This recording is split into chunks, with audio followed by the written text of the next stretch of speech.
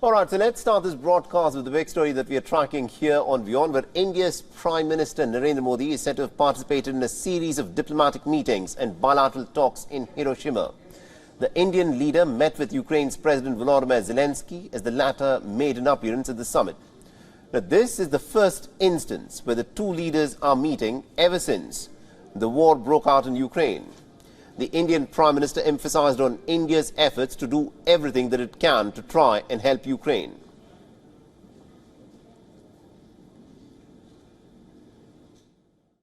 Ukraine में चल रहा युद्ध पूरे विश्व के लिए बहुत बड़ा मुद्दा है।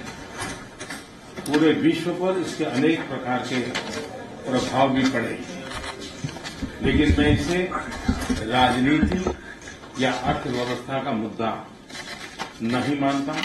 मेरे लिए यह मानवता का मुद्दा है, मानवीय मूल्यों का मुद्दा है। युद्ध की पीड़ा क्या होती है, ये आप हम सबसे ज्यादा जानते हैं। And also WION's principal diplomatic correspondent Siddhant Sibil is joining us live from the G7 summit in Hiroshima. Siddhant, this of course is an important summit that is presently underway. Tell us as to what is the latest update from Hiroshima there. Well, the big diplomatic day is over. Shortly, the Indian Foreign Secretary is going to address the media as to what transpired. But essentially, there are two components. First, of course, the G7 one. We saw the joint statement being released, which was hard-hitting on both Russia and China. No surprises there, but a message being sent out by the G7 countries to both the countries, especially to Russia, that they stand united with Ukraine. The Ukrainian President Zelensky himself is present in person in a significant development, and this is his first visit outside of the Western world, and he's coming to Japan. When it comes to the Indian Prime Minister Narendra Modi, his meeting with Zelensky has been the top story here. We know that the Ukrainian side has been keen that the Indian side provides humanitarian assistance, but essentially the role India plays is an important one. Ukraine has a lot of hopes with India, but India has to see its own geopolitical calculus at a time of great geopolitical flux.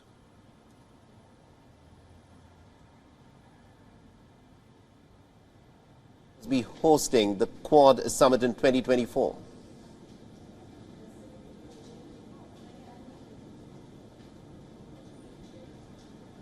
All right, Siddhant, if you can hear me, the Indian Prime Minister, we're given to understand, has also said that India will be hosting the Quad Summit in 2024.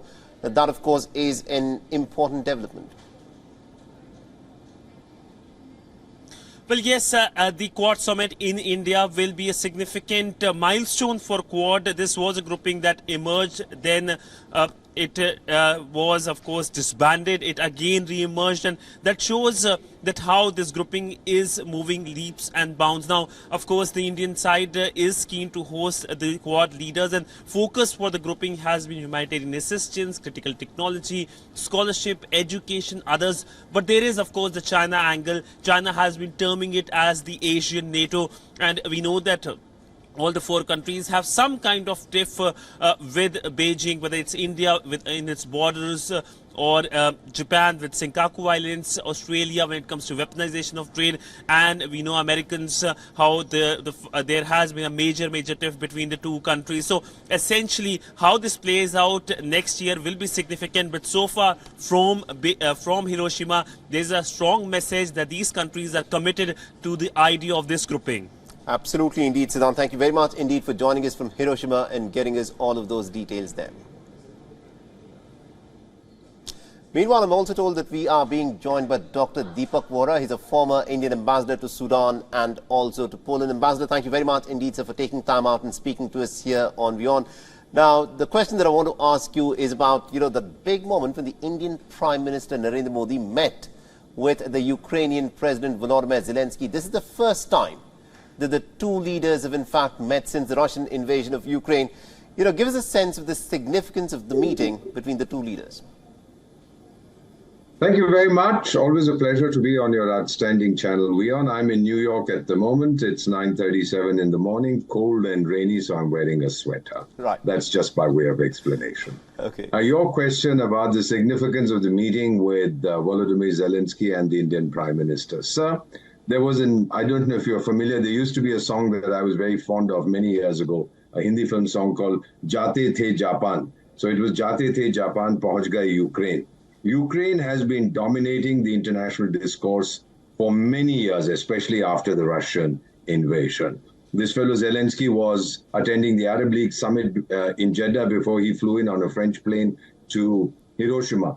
What we are worried about, and I personally, is that it should not detract from global issues that confront mankind. These are issues that predate the Ukraine crisis and will post-date the Ukraine crisis. Everybody and his grandmother is trying to meddle. The Chinese had sent somebody to mediate. He met Zelensky. Zelensky didn't confirm that he met him, etc. You know, everybody is playing his game. India is the only, if I can use the term, honest, not broker, but the honest friend of both sides, Russia and Ukraine. We've refused to condemn anybody. The challenge for us, sir, and I say this very slowly so that people could understand this. For Zelensky, his obsessive compulsive disorder induced by Joe Biden is the elimination of Vladimir Putin through a military victory. That's not going to happen. Then what's the next way? The next way is a negotiated settlement, for which first we must have a ceasefire. This is what the Prime Minister has told him bluntly. And I hope the message gets across, because what he is trying to say is abuse Putin.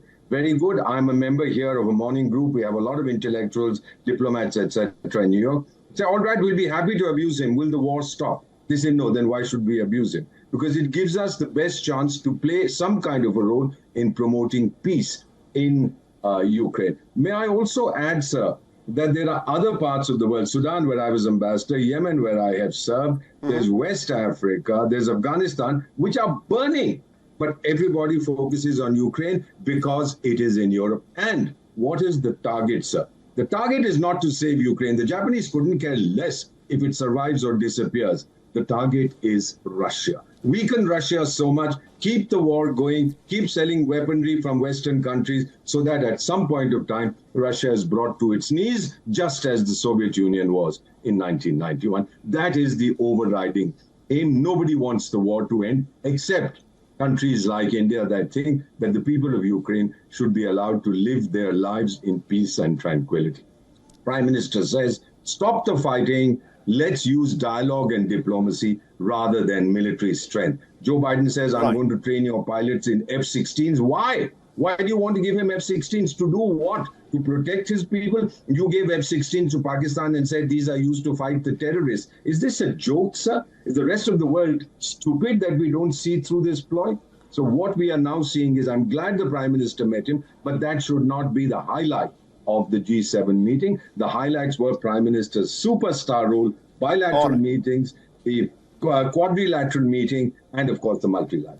You know, Ambassador Vohra, I think you've touched the nub of the issue here. A lot of, commentary is done about, the role that China has played in trying to mediate a settlement between Russia and Ukraine and what India can potentially do.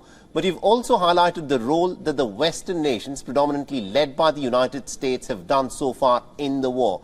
The question, sir, that I want to ask you is, the role of the West, do you think, has been more about fueling this war rather than to try and look for a negotiated settlement? I couldn't have put it better than you have, sir. You're brilliant. You're one of our best anchors, and your channel is one of our best. Absolutely. Do you think they want it to end?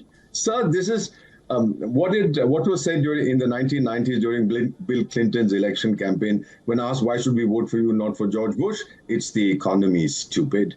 The American armaments industry, sir, I'm sitting in New York, and the shares of American defense manufacturers have climbed in the last 180 days on an average by 130%. Not my figures, these are global figures. 130% in the last 6 months because they are now getting these contracts to supply equipment to Ukraine. Is this some kind of a joke? We are making money out of death and destruction, but then that's the way our imperfect world is. May I also say, sir, that the issues that the Indian Prime Minister has highlighted and which he has constantly said. What are the challenges, sir? We have pandemic prevention, we have climate change, debt relief, food crisis, economic recovery through free and open seas, terrorism, new critical technologies. Take a look at India's track record in all of this. American friends today who really look at India with great respect keep asking me, what is this jam business you have in India? They are talking of Jandan, Aadhaar and the mobile connectivity. And they say, can we not have it in our own country? So this is it. India has emerged as a leader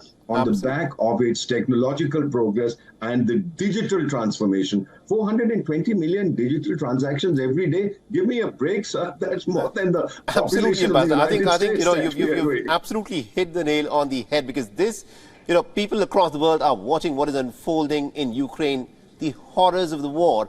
But the fact is, the West looks less than sincere in trying to bring the war to an end. Thank you very much indeed, Dr. Deepak Vora, for joining us and getting us all those insights there. Thank you. WION is now available in your country. Download the app now and get all the news on the move.